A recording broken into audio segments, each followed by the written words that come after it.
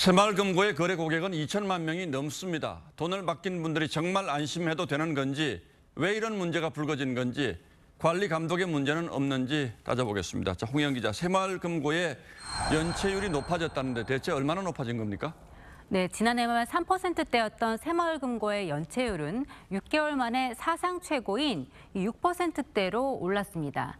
연체율이 높다는 건 못 돌려받는 대출이 많다는 뜻으로 잠재적인 부실 위험에 경고 등이 켜진 겁니다. 자, 6%이 수치만 봐서는 이게 얼마나 위험한 건지 감이 잘 오지는 않습니다만.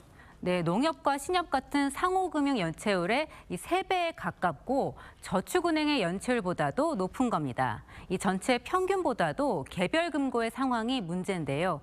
연체율이 10%를 넘는 곳은 30개나 되고 이 폐업이 결정된 남양주 금고는 정확한 연체율이 공개되지도 않았습니다. 예, 물론 다는 아닙니다만 부실 대출이 왜 이렇게 늘어났습니까?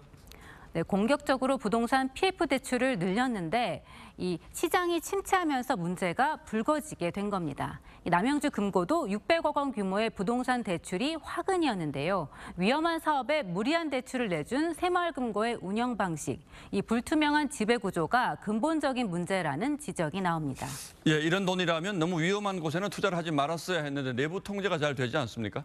네, 그렇습니다. 이 새마을금고는 새마을중앙회가 1차적으로 감독을 하는데요. 이 4,000개가 넘는 본점과 지점을 관리하는 게 쉽지 않고 또 각 금고의 이사장들이 중앙회장을 뽑는 구조라 현실적으로 견제가 안 됩니다. 예. 그렇다 보니 하루가 멀다 하고 횡령과 사기 같은 크고 작은 사고가 터지는데요. 2017년부터 지난해 8월까지 이 새마을금고 금융사고는 85건으로 사고 액수는 640억 원이 넘습니다. 지역 단위 운영이 되고 지역 단위 임원들이 결정하는 체계이기 때문에 아무래도 임원들의 부정행위라든지 이런 것에 따라서 대출이 부실하게 나갈 수도 있는 가능성은 조금 더 높다라고 보시면 될 것 같습니다. 그런데 금융당국의 감독은 받지 않습니까?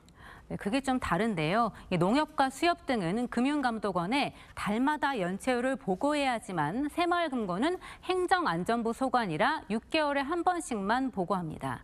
이 금융시장은 시시각각 변하는데 이 부채 비율 같은 게 제때 제대로 파악될 리 없고 전문 인력도 부족합니다.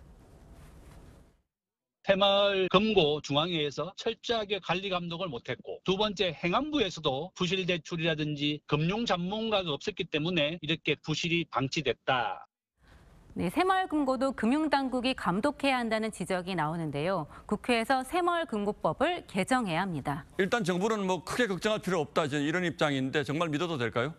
네, 새마을금고는 각각이 독립법인입니다. 내가 거래하는 금고가 문을 닫으면 다른 금고로 통폐합되면서 맡긴 돈은 원금과 이자 모두 이전됩니다. 이 새마을금고법에 따라서 5천만 원까지 예금자 보호를 받지만 5천만 원이 넘더라도 전액 보장받을 수 있습니다.